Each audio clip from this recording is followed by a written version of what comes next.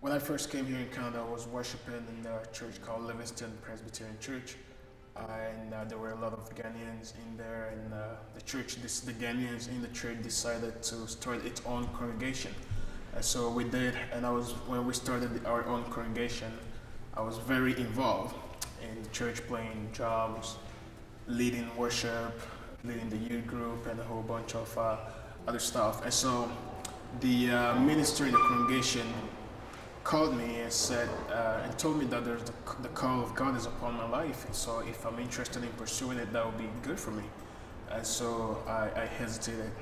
I didn't think that a messed up guy like me can be used by God. And I was working at Air Canada at that time, making a lot of money. So I didn't think that was the right thing that the minister was telling me. And we got laid off at Air Canada, and I think that was the time where God was actually giving me the message that this is where I want you to be. And so I took the step to approach my session to actually let them know that I feel called to the ministry. And so, of course, being in Montreal, this is the only institution that we have here in Montreal, the Presbyterian College. And so I came down here and I met with the past principal, which was Dr. Visers. And he told me what I needed to do to actually become a minister here in the Presbyterian Church in Canada. And so I first went to Concordia to get my first degree. And by God's grace, that went well. I didn't even think that I was going to graduate from university. So I did that, and then after I came here to the college to do my MDiv. So the college being affiliated with McGill University, I had to take some academical courses on the other side, and at the same time I was taking some courses here, and I just proceed with all the procedures that I had to go through here at the college, and by God's grace I finished at McGill, did my ministry year here. I was placed at Montreal West, where I am now the minister, and got ordained there, and I just followed the voice of God and followed my call, and people were the channel that God was using to actually confirm my calling to ministry. When I first came here, I was the only colored person here, and I was sometimes shy and afraid on how people were going to receive me or welcome me, because it was a bit hard, because I hear a whole lot of stories, from my own congregation, people saying seminary is not the best place, people are not friendly, and a whole bunch of other stuff. But when I came here, the first impression was just the way the college welcomes you. There was a strong sense of community here, and that community, I think, and I pray that spirit of community will continue to stay here, because I think it's actually what keeps the student here.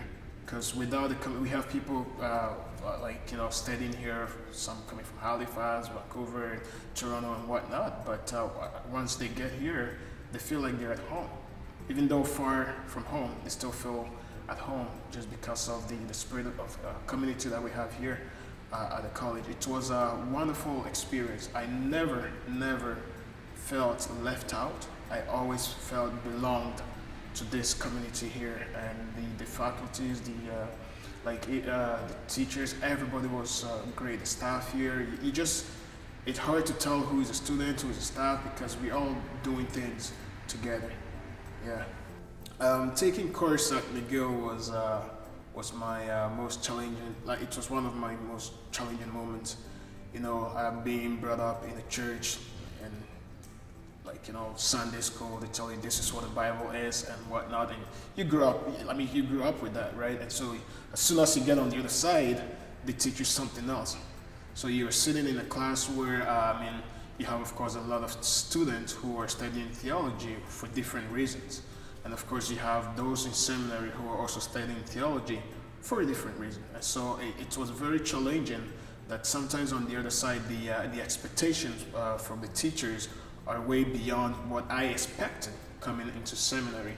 Academically, it was very challenging, and I must say, English is not my first language. I was very challenged there.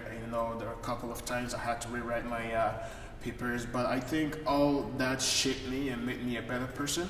And Amy, speaking to you right now, I feel like I feel free expressing myself. That's compared to before. Theologically, it was, as I said, it was also very challenging. But then, you go on the other side, you get challenged, and you come here to the college, and you feel like everything is at peace, everything is at ease. You get here, and you feel like, okay, so this is actually where I can express my theology, my faith and whatnot, but because you can't do that on the other side. And so sometimes, and I even take I speak to the principal or the director of pastoral studies, saying, I said, this is very challenging, until I remember Reverend Dale Will telling me that, this is what the congregation is going to look like. You're going to have people like you have in your classroom or on the other side who has no idea about the Bible or whatever it is, and you're going to have to find ways to present or to express your faith to them. And so after having that conversation, I always went to I went to my classroom with a different perspective. Of course I always go to class with my own presuppositions, but I went to classroom saying that, I'm here to learn. I'm not forgetting about my faith, but let's see what I could get from this class so I can add it to my bag and carry it with me to the ministry. And so I must say it was challenging, but I made it. You made it. Well, the college has prepared me in so many ways, but in particularly, which I would like to emphasize on, is leadership. In my home congregation, I was very involved with youth group and music and whatnot, always in the leading position. But here at the college, I think what I'm doing at Montreal West in leading the congregation is pretty much what I learned here at the college. The college sent me to Thunder Bay, Geraldton, Ontario, which was a huge challenge, but I think they put me there because they knew I could do it somehow, and they put me there for, I don't know for what reason, but I think that was a stepping stone for me. And I got there, and I came back successful. I really enjoyed my time there. Also, with all the pastoral counseling courses that we got here, also helped, because of course you're working with people. People are gonna approach you. People are gonna come to you. Now, how do you respond to them when they talk to you with your personal issue? How do you deal with it? The program here at the college provide a whole bunch of resources that can help you to know how to deal with people. And so it's not just preparing us theologically, but also socially, psychologically, and all the aspects that we need for ministry. But I must say that the major thing that I really got from this place is that leadership that they gave me. They really built me to become who I am. And being the minister there, I always look back and say, thank you to the college for what they've given me and for what I am today. Don't hesitate. This is a place to be. Come just as you are, and you will leave changed, shaped, and ready for ministry.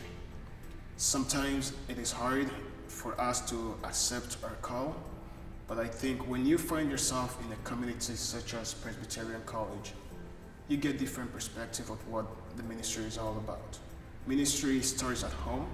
It starts with your friends, and when you come here, the first thing that you feel here is home. And so if we believe in the saying that charity begins at home, this place can really be a home for you, and it can really prepare you. And I encourage every student to feel like once they feel called to the ministry, always consider Presbyterian College, because it's definitely a place that can really prepare you for ministry.